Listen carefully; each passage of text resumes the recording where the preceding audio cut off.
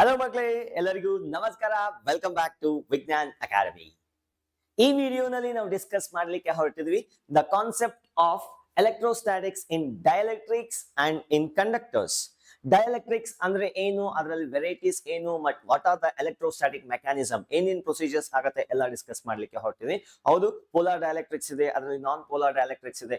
ಆ polar dielectrics ಯಾವ ತರ ಬಿಹೇವ್ ಮಾಡುತ್ತೆ ಎಕ್ಸ್ಟರ್ನಲ್ ಫೀಲ್ಡ್ ಅಲ್ಲಿ ಮತ್ತೆ ಫೀಲ್ಡ್ ಇಲ್ಲದೆ ಇರುವಾಗ, ಈ ತರ ಎಲ್ಲ ಸ್ಮಾಲ್ ಕಾನ್ಸೆಪ್ಟ್ಸ್ ನ ಡಿಸ್ಕಸ್ ಮಾಡ್ತೀನಿ. ಬೇಸಿಕಲಿ ಏನೇನು ಉಳಿದಿದೆಯೋ ನಮ್ಮ ಈ ಹಾಫ್ ಆಫ್ ದ ಚಾಪ್ಟರ್ ನೋಡಿ. ಆಕ್ಚುಲಿ ಈ ಚಾಪ್ಟರ್ ಹೆಸರು electrostatic potential and capacitance.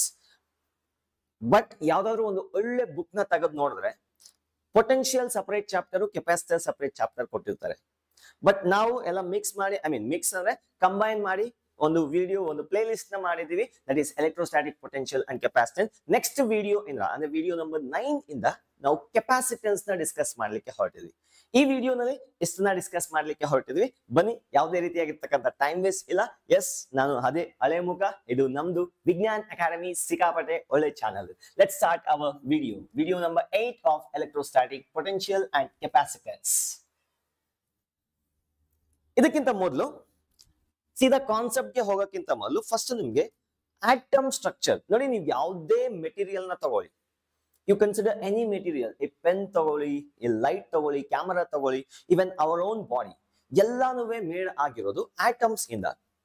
Atoms ಒಂದು ಐಸೋಲೇಟೆಡ್ ಆಟಮ್ ನ ತಗೊಂಡ್ರೆ, ಒಂದು ಸಪರೇಟ್ ಆಟಮ್ ನ ತಗೊಂಡ್ರೆ, ಸೆಂಟರ್ ಅಲ್ಲಿ ಪಾಸಿಟಿವ್ ಚಾರ್ಜ್ ಇರುತ್ತೆ, ಅದರ ಸುತ್ತಲೂ ಎಲೆಕ್ಟ್ರಾನ್ಸ್ ರೆವಾಲ್ವ್ ಆಗ್ತಿರತ್ತೆ. ಎಲೆಕ್ಟ್ರಾನ್ಸ್ ಸುತ್ತಲೂ ಆರ್ಬಿಟ್ಸ್ ಅಲ್ಲಿ ರೆವಾಲ್ವ್ ಆಗ್ತಿರತ್ತೆ.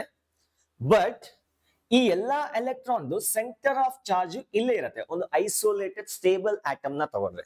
ಅಂದ್ರೆ ನಾನು ಏನ್ ಹೇಳಲಿಕ್ಕೆ ಹೊರಟಿದ್ದೀನಿ ಅಂದ್ರೆ, the centre of positive charge and negative charge ಕೋ ಇನ್ಸೈಡ್ ನಾರ್ಮಲ್ ಆಗಿರ್ತಕ್ಕಂಥ ಆಟಮ್ ಅಲ್ಲಿ. ಕೆಲವೊಂದು ಆಟಮ್ಸ್ ಅಲ್ಲಿ ಅಥವಾ ಕೆಲವೊಂದು ಮಾಲಿಕ್ಯೂಲ್ಸ್ ನಲ್ಲಿ centre of the positive charge ಒಂದ್ ಕಡೆ ಇದ್ರೆ, centre of the negative charge ಇನ್ನೊಂದ್ ಕಡೆ ಇರುತ್ತೆ. ಇಂಥ ಮಾಲಿಕ್ಯೂಲ್ಸ್ ನ ಅಥವಾ ಇಂಥ ಸಿಸ್ಟಮ್ ನ ಪೋಲಾರ್ ಮಾಲಿಕ್ಯೂಲ್ಸ್ ಅಂತ ಕರಿತೀವಿ. ಈ ತರ ಮೇಡಪ್ ಆಗಿರ್ತಕ್ಕಂಥ ಒಂದು ಮೆಟೀರಿಯಲ್ ನ ನಾವು ನಾನ್ ಪೋಲಾರ್ ಮಾಲಿಕ್ಯೂಲ್ಸ್ ಅಂತ ಕರಿತೀವಿ. ಇಷ್ಟು ಗೊತ್ತಿದ್ರೆ ನಾವು ಮುಂದಕ್ಕೆ ಹೋಗ್ಬೋದು.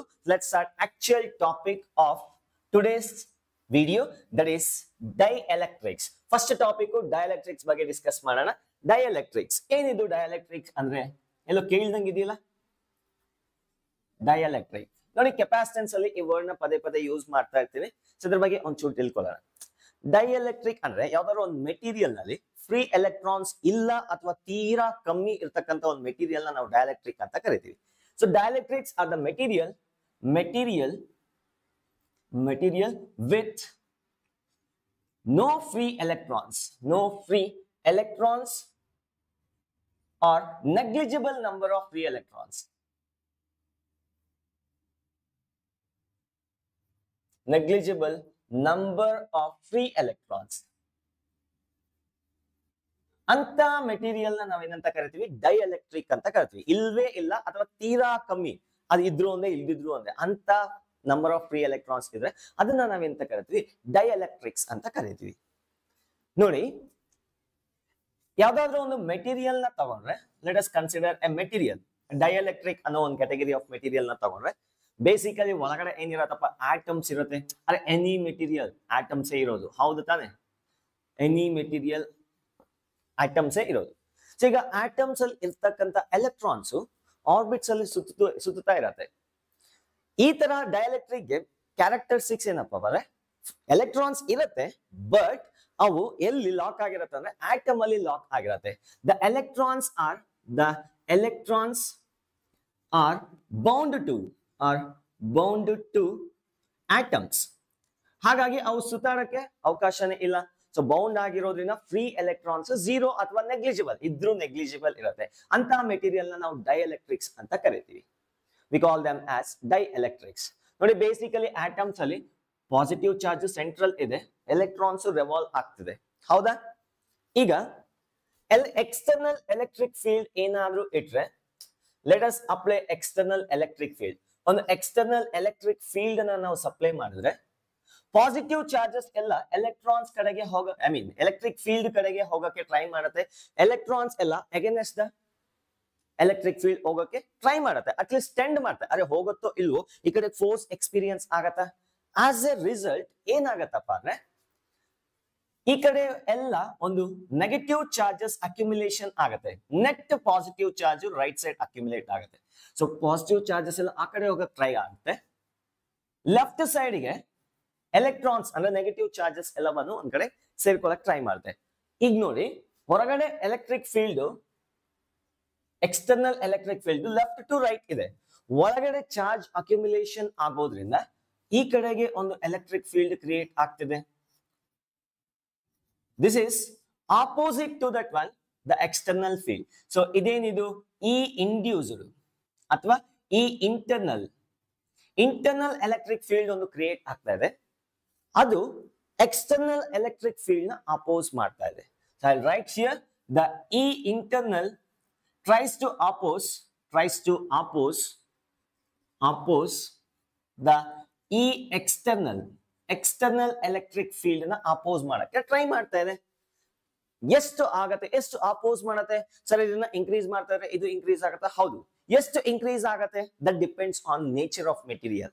The magnitude of internal electric field induced depends on nature of material, nature of dielectric ಅಥವಾ ಮೆಟೀರಿಯಲ್. ಡೈಎಲೆಕ್ಟ್ರಿಕ್ ಯಾವ ರೀತಿ ಇದೆ ಅನ್ನೋದ್ರ ಮೇಲೆ ಡಿಪೆಂಡ್ ಆಗತ್ತೆ. ಹಾಗಾಗಿ ನಾವು ಎರಡು ಕ್ಯಾಟಗರಿ ಆಗಿ ಡಿವೈಡ್ ಮಾಡ್ತಾ ಇದೀವಿ ಡೈಎಲೆಕ್ಟ್ರಿಕ್ಸ್ ನ. ಒಂದು polar dielectrics, another one is non polar dielectrics. Polar dielectrics and other category of the dielectrics are non-polar dielectrics. So ಇವೆರಡರ ಬಗ್ಗೆ ಡಿಸ್ಕಸ್ ಮಾಡೋಣ ಡೀಟೇಲ್ ಆಗಿ. ಇಷ್ಟನ್ನ ನೋಟ್ ಮಾಡ್ಕೊಳ್ಳಿ, ಮುಂದಿನ ಟಾಪಿಕ್ ಗೆ ಹೋಗೋಣ. ಡನ್. ಎಲ್ಲಿದೆ ದ ಟೈಪ್ಸ್ ಆಫ್ ಡೈಎಲೆಕ್ಟ್ರಿಕ್ಸ್? ಒಂದು ಪೋಲಾರ್ ಡೈಎಲೆಕ್ಟ್ರಿಕ್ಸ್ ಇದೆ, ಇನ್ನೊಂದು ನಾನ್ ಪೋಲಾರ್ ಡೈಎಲೆಕ್ಟ್ರಿಕ್ಸ್ ಇದೆ. ಸರ್ ಏನು ಹಾಗಂದ್ರೆ polar dielectrics are the dielectrics which are made up of polar molecules. ಈಗ ಇನ್ನೊಂದು ಕ್ವಶನ್, ಪೋಲಾರ್ ಮಾಲಿಕ್ಯೂಲ್ಸ್ ಅಂದ್ರೆ ಏನು ಸರ್ ಅಂತ ಹೇಳ್ತೀರಿ. ಅದೇ ರೀತಿ ಈ ಕಡೆ ನೋಡಿ, ನಾನ್ polar dielectrics are the dielectrics which are made up of non-polar molecules.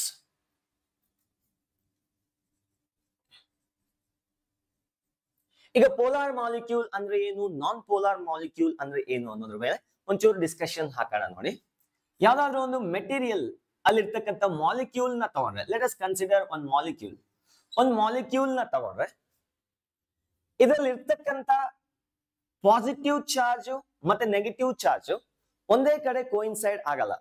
ನಾ ಹೇಳ್ತಿರೋದು ಸೆಂಟರ್ ಆಫ್ ಪಾಸಿಟಿವ್ ಚಾರ್ಜ್. ಆಗ್ಲೇ ಹೇಳಿದ್ನಲ್ಲ, ಒಂದು ಆಟಮ್ ನ ಕನ್ಸಿಡರ್ ಮಾಡಿದ್ರೆ ಸೆಂಟರ್ ಅಲ್ಲಿ ಪಾಸಿಟಿವ್ ಚಾರ್ಜ್ ಇರುತ್ತೆ, ಅದ್ರ ಸುತ್ತಲೂ ನೆಗೆಟಿವ್ ಚಾರ್ಜ್ ಇರುತ್ತೆ. ಆಕ್ಚುಲಿ ಎಲೆಕ್ಟ್ರಾನ್ಸ್ ಇಲ್ಲಿ ಸುತ್ತಲೂ ಸುತ್ತಾ ಇದ್ರೆ ಈ ಪೂರ್ತಿ ಎಲೆಕ್ಟ್ರಾನ್ ಸೆಂಟರ್ ಆಫ್ ಚಾರ್ಜ್ ಇಲ್ಲೇ ಇರುತ್ತೆ ಒಂದು ಐಸೋಲೇಟೆಡ್ ಆಟಮ್ ತಗೊಂಡ್ರೆ. ಬಟ್ ಕೆಲವೊಂದು ಮಾಲಿಕ್ಯೂಲ್ಸ್ ಅಲ್ಲಿ ಏನಾಗತ್ತಪ್ಪ ಅಂದ್ರೆ the center of the positive charge does not coincide with the center of the negative charge. ಅಂದ್ರೆ ಒಂದ್ ಕಡೆ ಪಾಸಿಟಿವ್ ಚಾರ್ಜ್ ಅಕ್ಯುಮುಲೇಟ್ ಆಗಿರುತ್ತೆ, ಇನ್ನೊಂದು ಕಡೆ ನೆಗೆಟಿವ್ ಚಾರ್ಜ್ ಅಕ್ಯುಮುಲೇಟ್ ಆಗಿರುತ್ತೆ. ಇಂಥ ಮಾಲಿಕ್ಯೂಲ್ಸ್ ನ ನಾವೇನಂತ ಕರಿತೀವಿ? We call them as polar molecules. ಅರ್ಥ ಆಯ್ತಾ ಏನ್ ಹೇಳ್ತಿದ್ದೀನಿ ಅಂತ? So that means the centre of positive charge does not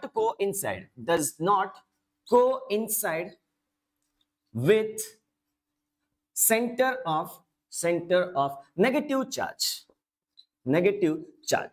anta molecules na navenanta karitive, we call them as a polar molecules. anta molecule na polar molecules anta karitive. ನೋಡಿ, ಈ ತರ ನಾನ್ polar molecules ಅಂದ್ರೆ ಏನು ಅಂತ ನೀವೇ define ಮಾಡಬಹುದು. ಯಾವ್ದಾದ್ರು ಒಂದು ಮಾಲಿಕ್ಯೂಲ್ ಅಂತ ಮಾಲಿಕ್ಯೂಲ್ ನ ತಗೊಂಡ್ರೆ ಪಾಸಿಟಿವ್ ಚಾರ್ಜ್ ಸೆಂಟರ್ ಎಲ್ಲಿರುತ್ತೋ ನೆಗೆಟಿವ್ ಚಾರ್ಜ್ ಅಲ್ಲೇ ಇರುತ್ತೆ. These kind of the molecules are called as non polar molecules. Center of positive charge coincides with center of negative charge.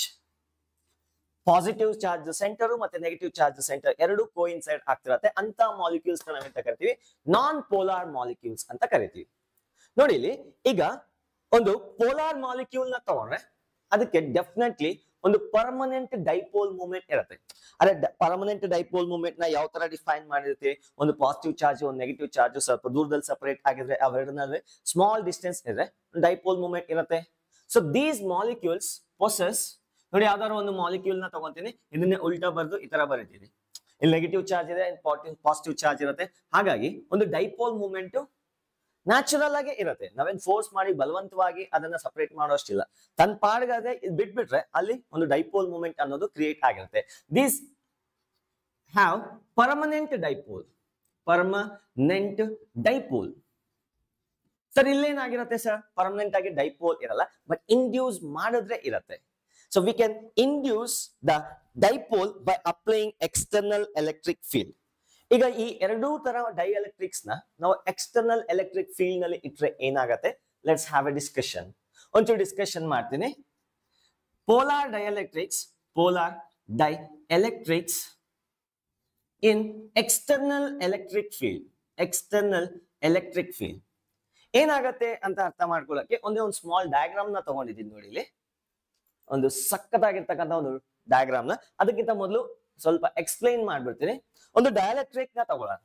Let me consider ಒಂದು dielectric, ಒಂದು material ನ ತಗೊಂತೀನಿ. ಎಂತ material? Dielectric material ನ ತಗೊಂಡಿದ್ದೀನಿ.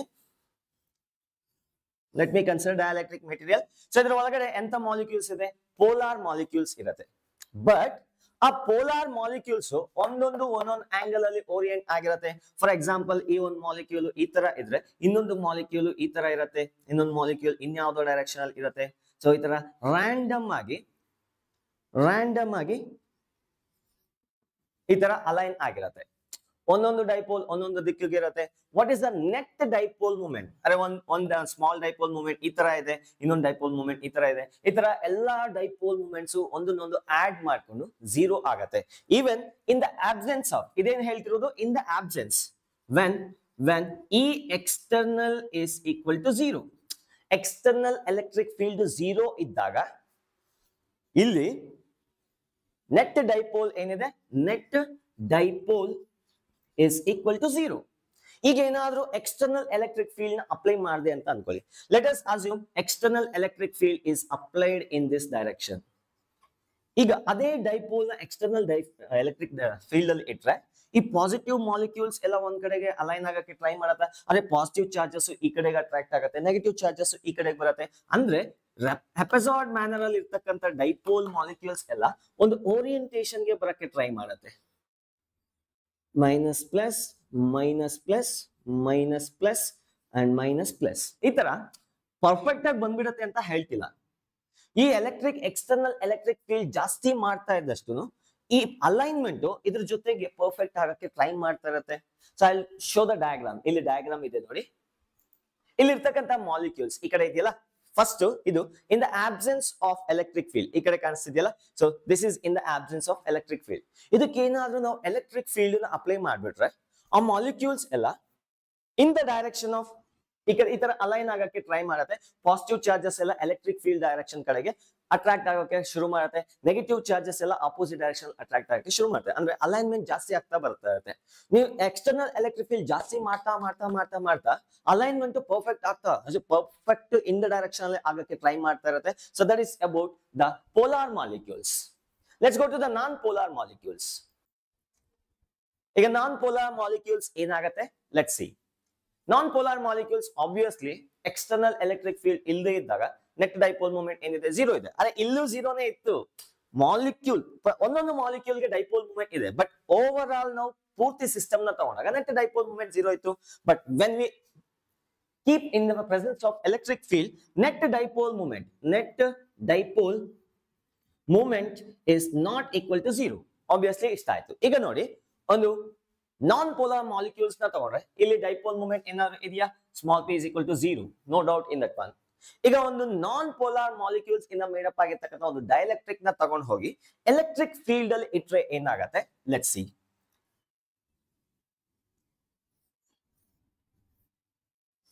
First of all absence ಅಲ್ಲಿ ನೋಡೋಣ. ಇದು ನಾನ್ polar molecule. ಎರಡು ಪಾಸಿಟಿವ್ ಚಾರ್ಜ್ ಮತ್ತೆ ನೆಗೆಟಿವ್ ಚಾರ್ಜ್ ಎರಡದ್ದು ಸೆಂಟರ್ ಏನಾಗ್ತಿದೆ, ಕೋ ಇನ್ಸೈಡ್ ಆಗ್ತಿದೆ. ಹಾಗಾಗಿ ನೆಟ್ ಡೈಪೋಲ್ ಬರ್ತಿದೆ 0. ಬಟ್ ಯಾವಾಗ ಇದು, this is when E net is E external, when E external is equal to 0. Suppose ನಾವೇನಾದ್ರು ಒಂದು ಎಕ್ಸ್ಟರ್ನಲ್ ಎಲೆಕ್ಟ್ರಿಕ್ ಫೀಲ್ಡ್ ಅನ್ನ ಕೊಟ್ರೆ ಒಂದು ಡೈರೆಕ್ಷನ್ ಅಲ್ಲಿ, ಇದೇ ಮಾಲಿಕ್ಯೂಲ್ಸ್ ಏನಾಗತ್ತೆ, they try to align in the direction of the external electric field. Perfect ಆಗಿ align ಆಗತ್ತೆ ಅಂತ ಹೇಳ್ತಿಲ್ಲ, ಅಟ್ಲೀಸ್ಟ್ ಆ ಡೈರೆಕ್ಷನ್ ಗೆ ಅಲೈನ್ ಆಗಕ್ಕೆ ಟ್ರೈ ಮಾಡ್ದೆ. ಸೇಮ್ ಅಲ್ಲೇನಾಯ್ತು, ಇಲ್ಲೂ ಅದೇ ತರ ಆಗ್ತಿದೆ. ಅರ್ಥ ಆಗ್ತಿದ್ಯಾ? ಬಟ್ ಕೊಟ್ಟಿರ್ತಕ್ಕಂಥ ಎಲೆಕ್ಟ್ರಿಕ್ ಫೀಲ್ಡ್, ಫಾರ್ ಎಕ್ಸಾಂಪಲ್ ಇಲ್ಲಿ ಒಂದು ಎಕ್ಸ್ ನ್ಯೂಟನ್ ಪರ್ ಕೂಲಮ್ ತಗೊಂತೀನಿ, ಇಲ್ಲೂ ಅಷ್ಟೇ ಎಕ್ಸ್ ನ್ಯೂಟನ್ ಪರ್ ಕೂಲಮ್ ತಗೊಂತೀನಿ. ಪೋಲಾರ್ ಮಾಲಿಕ್ಯೂಲ್ ತಗೊಂತೀನಿ, ನಾನ್ ಪೋಲಾರ್ ಮಾಲಿಕ್ಯೂಲ್ ತಗೊಂತೀನಿ. ಈಗ ನೆಟ್ ಡೈಪೋಲ್ ಮೂಮೆಂಟ್ ಇದ್ರಲ್ಲಿ ಜಾಸ್ತಿ ಇರುತ್ತೆ, ಇದ್ರಲ್ಲಿ ಜಾಸ್ತಿ ಇರ್ತಾನೆ, ಇದ್ರಲ್ಲಿ ಜಾಸ್ತಿ ಇರುತ್ತೆ. ಅರೆ ಆಲ್ರೆಡಿ ಡೈಪೋಲ್ಸ್ ಇರೋದ್ರಿಂದ ಅಲೈನ್ ಮಾಡಕ್ ಈಸಿ ಆಗತ್ತೆ. ಇದೇನ್ ಮಾಡ್ಬೇಕು, ಫಸ್ಟ್ ಸಪರೇಟ್ ಆಗ್ಬೇಕು, ಆಮೇಲೆ ಈ ತರ ಅಲೈನ್ ಮಾಡ್ಬೇಕು. ವರ್ಕ್ ಡನ್ ಜಾಸ್ತಿ ಬೇಕಾಗತ್ತೆ. ಹಾಗಾಗಿ ಇಲ್ಲಿ ನೆಟ್ ಡೈಪೋಲ್ ಮೂಮೆಂಟ್ ಇರುತ್ತೆ. Net dipole moment is not equal to 0. ಇಲ್ಲೂ ಅಷ್ಟೇ, ಇಲ್ಲೂ ಅಷ್ಟೇ. ಬಟ್ ಇಲ್ಲಿ ಜಾಸ್ತಿ ಇರುತ್ತೆ ಕಂಪೇರ್ಡ್ ಟು ದಿಸ್ ಒನ್. ಯಾಕೆ ಅಂದ್ರೆ ಇಲ್ಲಿ ಆಲ್ರೆಡಿ ಡೈಪೋಲ್ಸ್ ಇದೆ, ಅದನ್ನ ಅಲೈನ್ ಮಾಡ್ಬೇಕು. ಬಟ್ ಇಲ್ಲಿ ಡೈಪೋಲ್ ನ ರೆಡಿ ಮಾಡಿ ಆಮೇಲೆ ಏನ್ ಮಾಡ್ಬೇಕು, ಅಲೈನ್ ಮಾಡ್ಬೇಕು. ಸೊ ಏನಾಗತ್ತೆ, ಡೈಪೋಲ್ಸ್ ಇಲ್ಲಿ ಒಂದು ಡಯಾಗ್ರಾಮ್ ತಗೊಂಡಿದ್ದೀನಿ ನೋಡಿ. So this is in the, ಇಲ್ಲಿ ಬಂದಿದೆಯಲ್ಲ, so this is in the absence of electric field. ಈ ಕಡೆ ಇನ್ನೊಂದು ಡಯಾಗ್ರಾಮ್ ಇದೆಯಲ್ಲ, this is in the presence of dielectric field. ಅರೆ external electric field, dielectric field ಅಲ್ಲ, ಎಕ್ಸ್ಟರ್ನಲ್ ಎಲೆಕ್ಟ್ರಿಕ್ ಫೀಲ್ಡ್ ಇದ್ದಾಗ ಈ ತರ ಆಗತ್ತೆ, ಒಂದು ಡೈಪೋಲ್ ಮೂಮೆಂಟ್ ಅನ್ನೋದು ಕ್ರಿಯೇಟ್ ಆಗಿರುತ್ತೆ. ಸೊ ಇಷ್ಟು ಅರ್ಥ ಆಯ್ತು ಅಂತ ಅನ್ಕೊಂತೀನಿ. ಬೇಕಾದ್ರೆ ವಿಡಿಯೋನ ಪಾಸ್ ಮಾಡ್ಕೊಳ್ಳಿ, ನೋಟ್ ಮಾಡ್ಕೊಳ್ಳಿ, ಎರಡು ಒಟ್ಟಿಗೆ ಡಿಸ್ಪ್ಲೇ ಮಾಡ್ತೀನಿ ನೋಡಿ.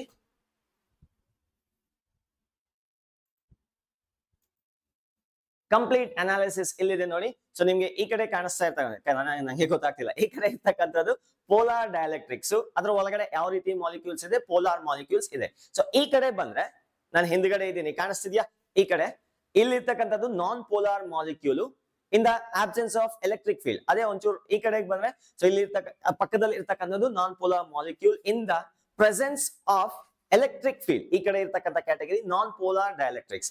ಸೊ ಒಂದು ನಾನ್ ಪೋಲಾರ್ ಡೈಎಲೆಕ್ಟ್ರಿಕ್ಸ್ ಅಲ್ಲಿ ಏನಿರುತ್ತೆ, ನಾನ್ ಪೋಲಾರ್ ಮಾಲಿಕ್ಯೂಲ್ ಇರುತ್ತೆ. Non polar molecule net dipole moment 0 ಇರುತ್ತೆ, ಎಲೆಕ್ಟ್ರಿಕ್ ಫೀಲ್ಡ್ ಇಲ್ದಿರುವಾಗ. ಅದೇ ಡೈಎಲೆಕ್ಟ್ರಿಕ್ ಗೆ ಎಲೆಕ್ಟ್ರಿಕ್ ಫೀಲ್ಡ್ ನ ಸಪ್ಲೈ ಮಾಡಿದಾಗ, ಸೊ ಈ ತರ ನಿಮ್ಗೆ ಫಿಗರ್ ಅಲ್ಲಿ ಕಾಣಿಸಿರ್ತಕ್ಕಂಥ ಈ ಕಡೆ ಫಿಗರ್ ಅಲ್ಲಿ ಕಾಣಿಸಿರ್ತಕ್ಕಂಥ ಫಿನೋಮಿನನ್ ಆಗತ್ತೆ, ನೆಟ್ ಡೈಪೋಲ್ ಮೂಮೆಂಟ್ ಬರುತ್ತೆ. ಆಬ್ವಿಯಸ್ಲಿ ಪೋಲಾರ್ ಮಾಲಿಕ್ಯೂಲ್ಸ್ ಜಾಸ್ತಿ ಡೈಪೋಲ್ ನ ಇಂಡ್ಯೂಸ್ ಮಾಡುತ್ತೆ. ಅರ್ಥ ಆಯ್ತಾ ಯಾಕೆ ಅಂತ? ಇಷ್ಟನ್ನ ನೋಟ್ ಮಾಡ್ಕೊಳ್ಳಿ. Will remove all the things, ಎಲ್ಲ ರಿಮೂವ್ ಮಾಡ್ತಿದ್ದೀನಿ. ಆ ಡಯಾಗ್ರಾಮ್ಸ್ ಎಲ್ಲ ಪಾಸ್ ಮಾಡ್ಕೊಳ್ಳಿ, ನೋಟ್ ಮಾಡ್ಕೊಳ್ಳಿ. Next concept is polarisation. ನೋಡಿ, ಯಾವ್ದಾದ್ರು ಒಂದು ಡೈಎಲೆಕ್ಟ್ರಿಕ್ ನ ಕನ್ಸಿಡರ್ ಮಾಡಿ. Either it is polar dielectric or non-polar dielectric field. Sorry, polar or non-polar dielectric na consider ಮಾಡಿ.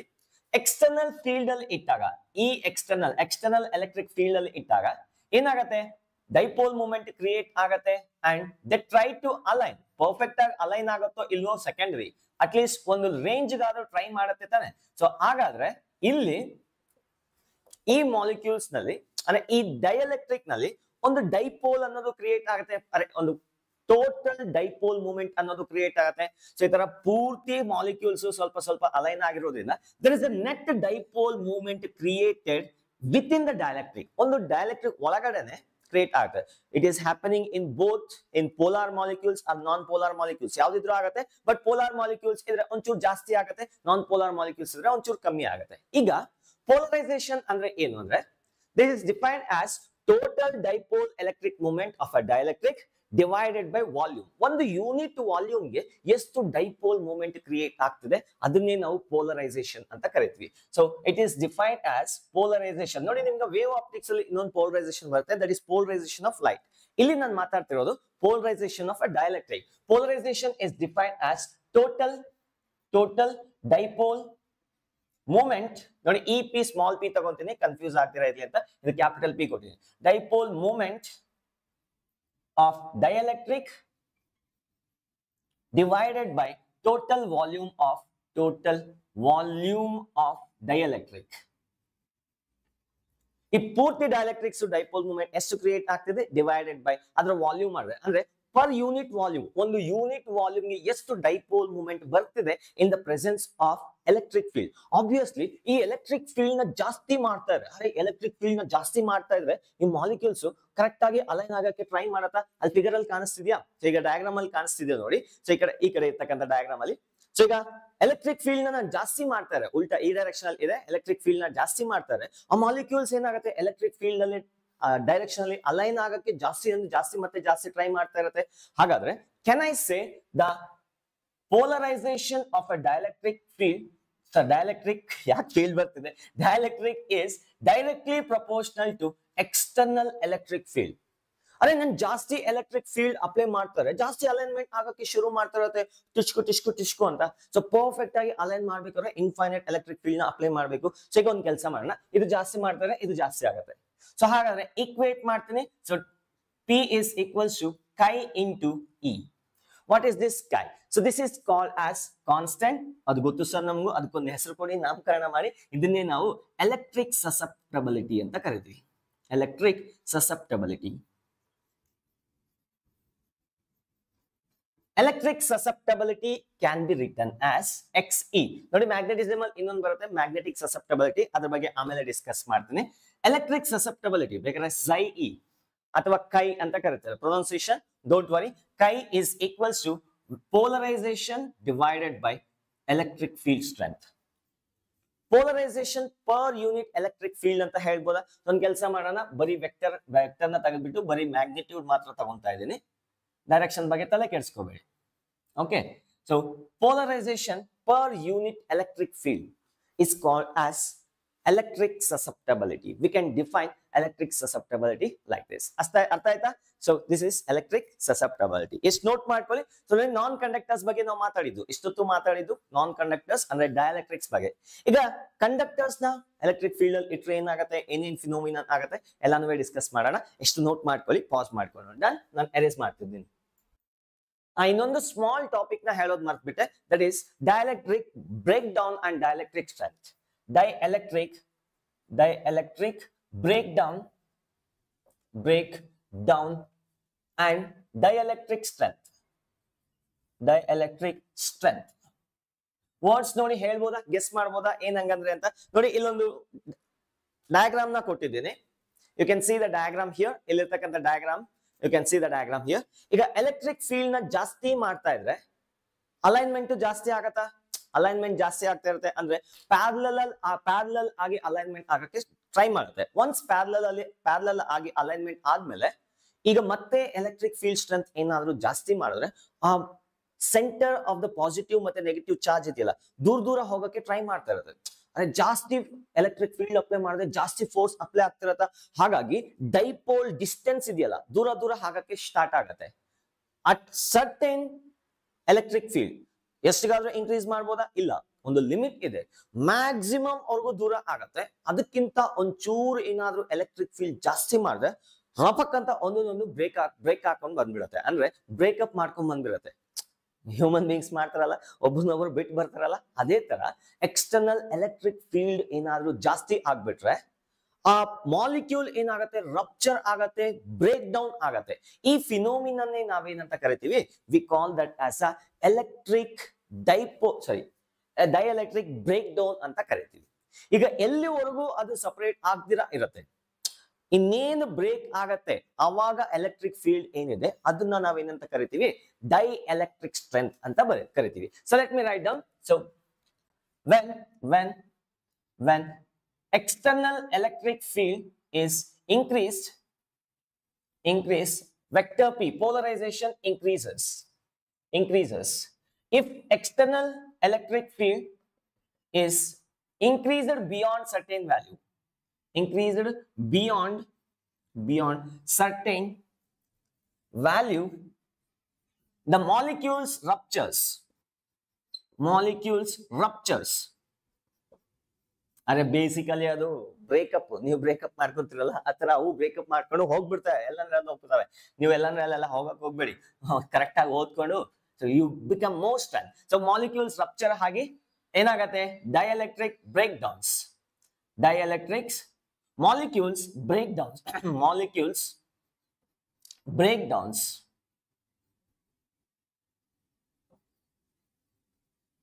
This is called as dielectric breakdown. ಇದನ್ನೇ ನಾವೇನಂತ ಕರಿತೀವಿ dielectric breakdown ಅಂತ ಕರಿತೀವಿ. The maximum field strength up to which the dielectric can sustain is called as dielectric strength.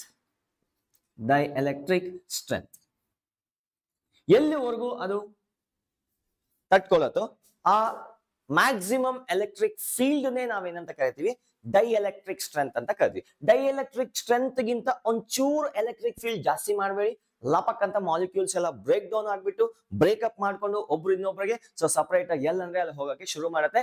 ನಾವ್ after dielectric break down ಇದು ಯಾವ ತರ ಬಿಹೇವ್ ಮಾಡುತ್ತೆ ಅಂದ್ರೆ ಇವನ್ ಕಂಡಕ್ಟರ್ ತರ ಬಿಹೇವ್ ಮಾಡ್ಬಿಡ್ತಾನೆ. ಆಫ್ಟರ್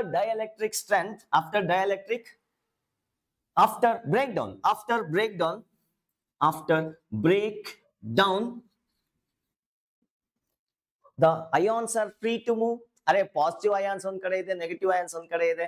ಅವಾಗ್ಲೇನಾಯ್ತು, ಒಬ್ಬನೊಬ್ರು ಪೇರ್ ಮಾಡ್ಕೊಂಡು ಜೊತೆಯಲ್ಲಿ ಕೂತಿದ್ರು, ಇಬ್ರು ಬ್ರೇಕ್ ಅಪ್ ಮಾಡ್ಕೊಂಡ್ಬಿಟ್ಟು ಒಬ್ಬೊಬ್ರು ಒಂದೊಂದ್ ಕಡೆ ಹೋಗ್ತಿರ್ತಾರೆ. ಅಂದ್ರೆ ಫ್ರೀ ಮಾಲಿಕ್ಯೂಲ್ಸ್ ಅವೈಲಬಲ್ ಇದೆ. The free ions are free charges ಅಥವಾ ions charges are readily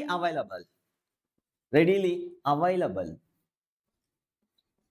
Now dielectric become ಏನಾಯ್ತು, dielectric became a conductor. ಯಾವಾಗ ಫ್ರೀ ಚಾರ್ಜಸ್ ಇದೆಯೋ ರೆಡಿ ಆಗಿ ಆವಾಗ ಕಂಡಕ್ಟರ್ ತರ ಬಿಹೇವ್ ಮಾಡುತ್ತೆ. ಅಂದ್ರೆ ಡೈಎಲೆಕ್ಟ್ರಿಕ್ ನ ನಾವು ಒಂದು ಡೈಎಲೆಕ್ಟ್ರಿಕ್ ನ ಎಕ್ಸ್ಟರ್ನಲ್ ಎಲೆಕ್ಟ್ರಿಕ್ ಫೀಲ್ಡ್ ನ ಅಪ್ಲೈ ಮಾಡಿ ಒಂದು ಕಂಡಕ್ಟರ್ ಮಾಡ್ಬಿಟ್ವಿ. ಅರೆ ಒಳ್ಳೆ ಪರ್ಸನ್ ರಪ್ಪ ರಪ್ಪ ರಪ್ಪ ರಪ್ಪ ಅಂತ ಬಡಿತಾ ಇದ್ರೆ ಏನಾಗ್ತಾನೆ, ಅವನು ಯಾವತ್ತೋ ಒಂದಿನ ರೊಚ್ಚಿಗೆದ್ಬಿಟ್ಟು ಕೆಟ್ಟವನೇ ಹಾಕ್ತಾನೆ. ಸೊ ಹಾಗಾಗಿ so this is what happening. ಒಂದು ಡೈಎಲೆಕ್ಟ್ರಿಕ್ ಎಕ್ಸ್ಟರ್ನಲ್ ಎಲೆಕ್ಟ್ರಿಕ್ ಫೀಲ್ಡ್ ಜಾಸ್ತಿ ಮಾಡ್ತಾ ಹೋದ್ರೆ ಎಲ್ಲ ಒಂದ್ ಕಡೆ ಹೋಗಿ ರಪ್ಚರ್ ಆಗುತ್ತೆ, ಅವಾಗ ಅದು ಕಂಡಕ್ಟರ್ ಆಗ್ಬಿಡುತ್ತೆ. ಸೊ ನೆಕ್ಸ್ಟ್ ಟಾಪಿಕ್ ಗೆ ಹೋಗೋಣ. ಡನ್, ನೋಟ್ ಮಾಡ್ಕೊಳ್ಳಿ. Next is electrostatics of conductors. Conductors ಬಗ್ಗೆ ಒಂಚೂರು ಡಿಸ್ಕಷನ್ ಮಾಡೋಣ. ಏನ್ ಕಂಡಕ್ಟರ್ಸ್ ಅಂದ್ರೆ ಮೊದಲಿನ ಸ್ಟಡಿ ಮಾಡ್ತಿದ್ವಿ sir. So conductors are the material in which free charges are available.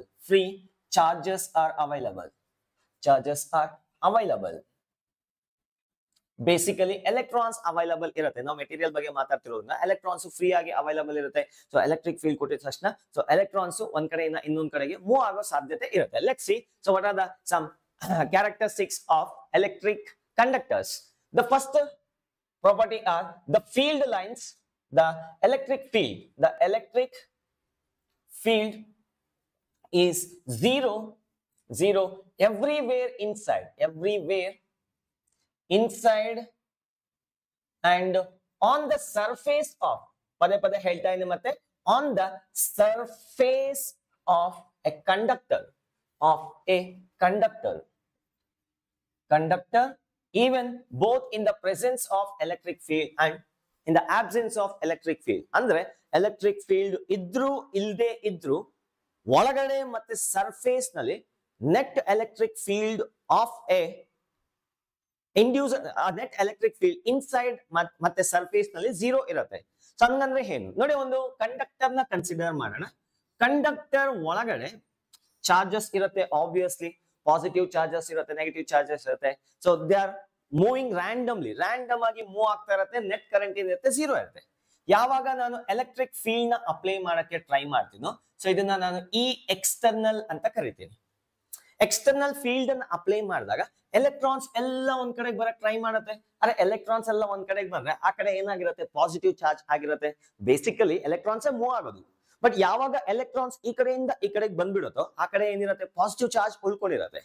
ಅಂದ್ರೆ the free electrons will tend to opposite side and here ಏನಾಗುತ್ತೆ, ಇಲ್ಲಿ ಪಾಸಿಟಿವ್ ಚಾರ್ಜಸ್ ಏನಾಗುತ್ತೆ ಅಕ್ಯುಮುಲೇಟ್ ಆಗಕ್ಕೆ ಟ್ರೈ ಮಾಡ್ತಾ ಇರುತ್ತೆ. ಇಷ್ಟು ಅರ್ಥ ಆಯ್ತಾ?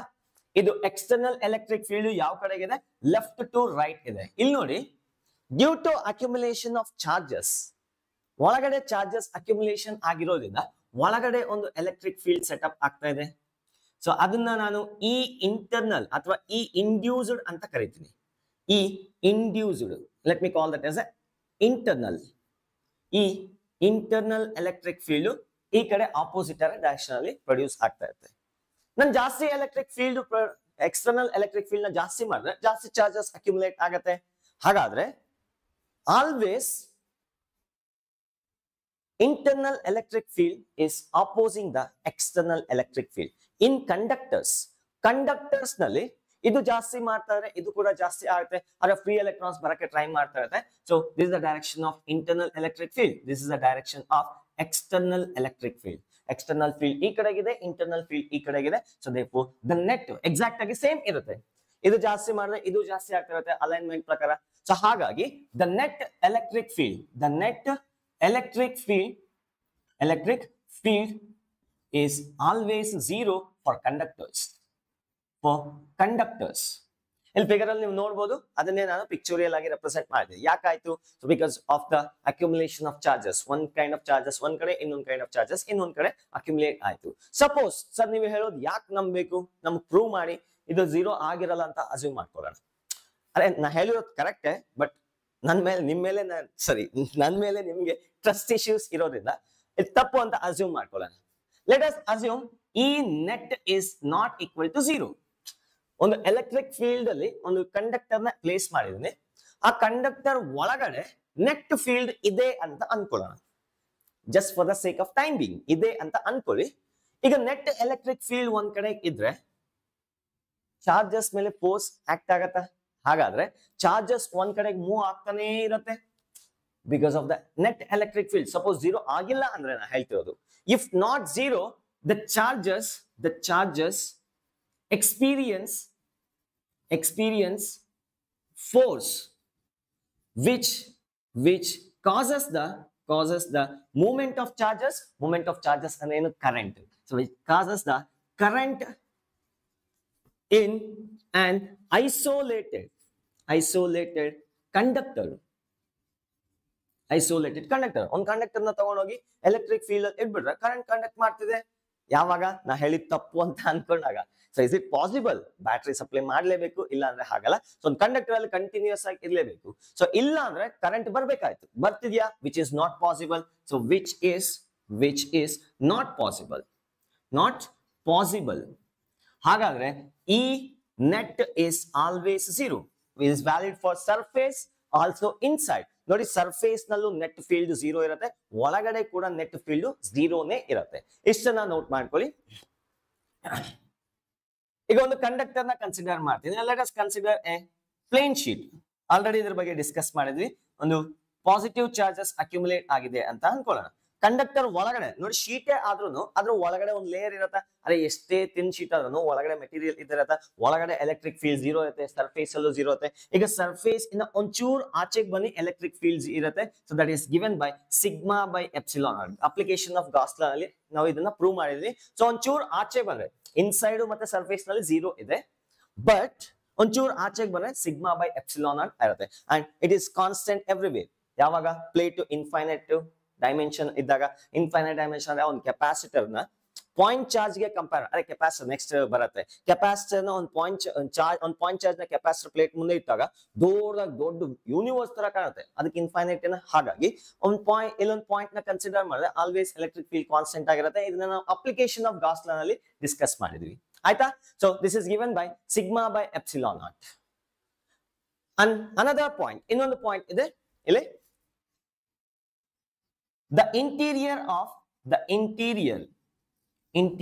of a conductor cannot have excess charge, ಅಥವಾ cannot have net charge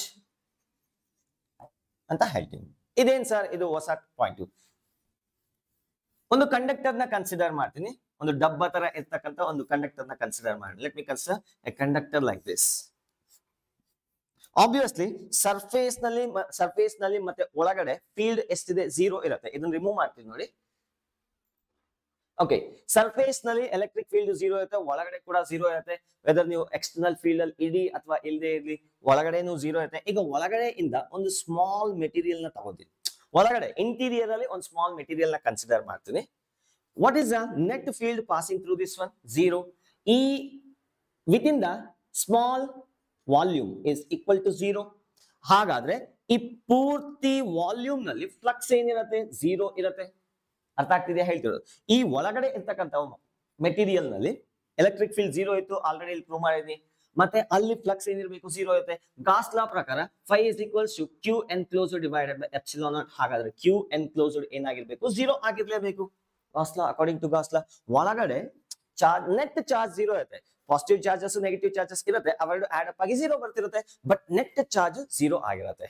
then ಇನ್ನೊಂದು ಲಾಸ್ಟ್ ಒನ್ ಇದೆ electrostatic shielding. Electrostatic shielding so ನಿಮಗೆ ಲೈಫ್ ಸೇವಿಂಗ್ ಹ್ಯಾಕ್ ಆಗಿರುತ್ತೆ. ಇದನ್ನ ಒಂಚೂರು ಅರ್ಥ ಮಾಡ್ಕೊಳ್ಳಿ, ಎಕ್ಸಾಮ್ ಬರ್ಲಿ ಬರ್ತೆ ಹೋಗ್ಲಿ, ಸ್ವಲ್ಪ ಲೈಫ್ಗೆ ಇಂಪಾರ್ಟೆಂಟ್ ಆಗಿರ್ತಕ್ಕಂಥ ಒಂದು concept electrostatic shielding. Electrostatic shielding.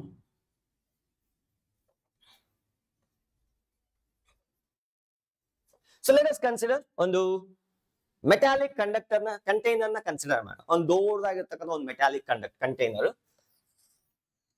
ಒಳಗಡೆ ಒಂದು ಕ್ಯಾವಿಟಿ ಇದೆ, 3 ಡೈಮೆನ್ಷನಲ್, ಅದೇ ದೊಡ್ಡದಾಗಿರ್ತಕ್ಕಂಥ ಒಂದು ಕಂಡಕ್ಟರ್. ಇದೆಲ್ಲ ಏನು, ಮೆಟಲ್ ಅಥವಾ ಕಂಡಕ್ಟರ್. ಇದೆಲ್ಲ ಏನು, ಮೆಟಲ್ ಅಥವಾ ಕಂಡಕ್ಟರ್. ಇಲ್ಲಿ ನೋಡಿ, ಇದನ್ನ ನಾನು ಹೊರಗಡೆ ಎಕ್ಸ್ಟರ್ನಲ್ ಎಲೆಕ್ಟ್ರಿಕ್ ಫೀಲ್ಡ್ ಅಲ್ಲಿ ಇಟ್ಟಾಗ ಆಬ್ವಿಯಸ್ಲಿ ಈ ಎಲೆಕ್ಟ್ರಿಕ್ ಫೀಲ್ಡ್ ಲೈನ್ಸ್ ಒಳಗಡೆ ಹೋಗಲ್ಲ. They always deviate from the conductor. So ಇಲ್ಲಿ ಇದನ್ನ ಬೇಕಾದ್ರೆ ನೀವು properties of electric field lines ಅಲ್ಲಿ ಆಡ್ ಮಾಡ್ಕೋಬಹುದು. Electric field lines always deviate from a metallic conductor ಅಥವಾ ಕಂಡಕ್ಟರ್ ಇಂದ ಡಿವಿಯೇಟ್ ಆಗುತ್ತೆ. So they never pass through the metallic conductor. ಈಗ ನೋಡಿ, ನೀವು ಏನೇ ಚಾರ್ಜ್ ಅನ್ನ ಕೊಡಿ ಇದಕ್ಕೆ, whatever the charge you give, always they reside on the surface. Surface ನಲ್ಲೇ ಬಂದು ಕೂತ್ಕೊಳ್ಳುತ್ತೆ. ಸಪೋಸ್ ಇದಕ್ಕೆ ಏನಾದ್ರು ಒಂದು ಪಾಸಿಟಿವ್ ಚಾರ್ಜ್ ನ ಕೊಟ್ರೆ ಈ ಎಲೆಕ್ಟ್ರಿಕ್ ಫೀಲ್ಡ್ ಈ ಕಡೆ ಹೋಗ್ತಿರೋದನ್ನ ಎಲ್ಲ ಬಂದು ಇಲ್ಲಿ ಕೂತ್ಕೊಳ್ಳುತ್ತೆ. They try to come and sit on the top surface, ಆ ಕಡೆ ಬರುತ್ತೆ. ನೆಗೆಟಿವ್ ಚಾರ್ಜ್ ನ ಕೊಟ್ರೆ ಬಂದು ಈ ಕಡೆ ಕೂತ್ಕೊಳ್ಳುತ್ತೆ. Whatever you do, external field ನ ಇನ್ಕ್ರೀಸ್ ಮಾಡಿ, ಡಿಕ್ರೀಸ್ ಮಾಡಿ, ಚಾರ್ಜ್ ಅನ್ನ ಇನ್ಕ್ರೀಸ್ ಮಾಡಿ, ಎಲ್ಲ ಚಾರ್ಜಸ್ ಹೋಗಿ ಎಲ್ಲಿ ಕೂತ್ಕೊಳ್ಳುತ್ತೆ, ಸರ್ಫೇಸ್ ನಲ್ಲಿ ಕೂತ್ಕೊಳ್ಳುತ್ತೆ. ಈಗ what is the net electric field inside? Inside electric field ಏನಿದೆ, 0 ಇದೆ. ಅಂದ್ರೆ ಅಲ್ಲಿ ಏನಾದ್ರೂ ಆಗೋಗ್ಲಿ, 1000 ವೋಲ್ಟ್ 1 lakh ವೋಲ್ಟ್ ಆದ್ರೂ ಇಲ್ಲಿ ಆಚೆ ಕಡೆ, ಒಳಗಡೆ ಇನ್ಸೈಡ್ ಎಲೆಕ್ಟ್ರಿಕ್ ಫೀಲ್ಡ್ ಅನ್ನೋದು 0ನೇ ಇರುತ್ತೆ. ಈಗ ನೆಟ್ ಎಲೆಕ್ಟ್ರಿಕ್ ಫೀಲ್ಡ್ 0 ಇದ್ರೆ ಇಲ್ಲಿ ಯಾವ್ದಾದ್ರು ಒಂದು ಸೆನ್ಸಿಟಿವ್ ಎಲೆಕ್ಟ್ರಾನಿಕ್ ಡಿವೈಸ್ ನಾನು ಇಟ್ರೆ ಡ್ಯಾಮೇಜ್ ಆಗತ್ತಾ ಇಲ್ವಾ? ನಾನು 1 lakh ವೋಲ್ಟೇಜ್ ಕೊಡ್ತೀನಿ ಹೊರಗಡೆ, ಏನೂ ಆಗಲ್ಲ, ಯಾಕಂದ್ರೆ ಒಳಗಡೆ electric field ಅನ್ನೋದು 0. So in this manner you can protect a sensitive electronic devices. Sensitive electronic device, ಸ್ವಲ್ಪ ಕರೆಂಟ್ ಕೊಟ್ರು, ಸ್ವಲ್ಪ ಚಾರ್ಜ್ ಕೊಟ್ರು, ತುಂಬಾ ರೀಡಿಂಗ್ಸ್ ತೋರಿಸುತ್ತೆ ಅಂತ ಡಿವೈಸಸ್ ನ ನಾವು ಈ ತರ ಪ್ರೊಟೆಕ್ಟ್ ಮಾಡಬಹುದು. ಸೊ ಇನ್ನೊಂದು ಲಾಜಿಕ್ ಇದೆ, ಒಂದು ಲೈಟ್ನಿಂಗ್ ಆಗುವಾಗ ನಾವು ಕಾರು ಒಳಗಡೆ ನಿಂತ್ಕೊಂಡ್ರೆ ಸೇಫಾ, ಕಾರು ಹೊರಗಡೆ ನಿಂತ್ಕೊಂಡ್ರೆ ಸೇಫಾ? ತುಂಬಾ ಜನ ಅನ್ಕೊಂಡಿರ್ಬೋದು car it is made up of metal and metal is a good conductor and ನಮ್ಗೆ ಎಲೆಕ್ಟ್ರಿಕ್ ಶಾಕ್ ಹೊಡೆದು ನಾವು ಸಾಯೋ ಚಾನ್ಸಸ್ ಇರುತ್ತೆ ಅಂತ. No, it is wrong. Actually lightning ಆಗುವಾಗ ಕಾರು ಒಳಗಡೆ ಇದ್ರೇನೆ ಸೇಫು. ಎಷ್ಟೇ ಚಾರ್ಜಸ್ ಬರಲಿ ಸರ್ಫೇಸ್ ಅಲ್ಲೇ ಇರುತ್ತೆ, ಒಳಗಡೆ ಕೂತಿರ್ತಕ್ಕಂಥ ನಾವು ಸೇಫ್ ಆಗಿರ್ತೀವಿ. So therefore it is always safe to sit inside the vehicle instead of standing outside. outside stand ಆದ್ರೆ ಸ್ವಲ್ಪ ರಿಸ್ಕ್ ಚಾನ್ಸಸ್ ಜಾಸ್ತಿ ಇದೆ. ಎಷ್ಟು ಈ ವಿಡಿಯೋನಲ್ಲಿ ಡಿಸ್ಕಸ್ ಮಾಡಿದ್ವಿ. ಸಿಕ್ಕಾಪಟ್ಟೆ ಓದ್ತಾ ಇರಿ. All the very best. Jai Hind, Jai Karnataka.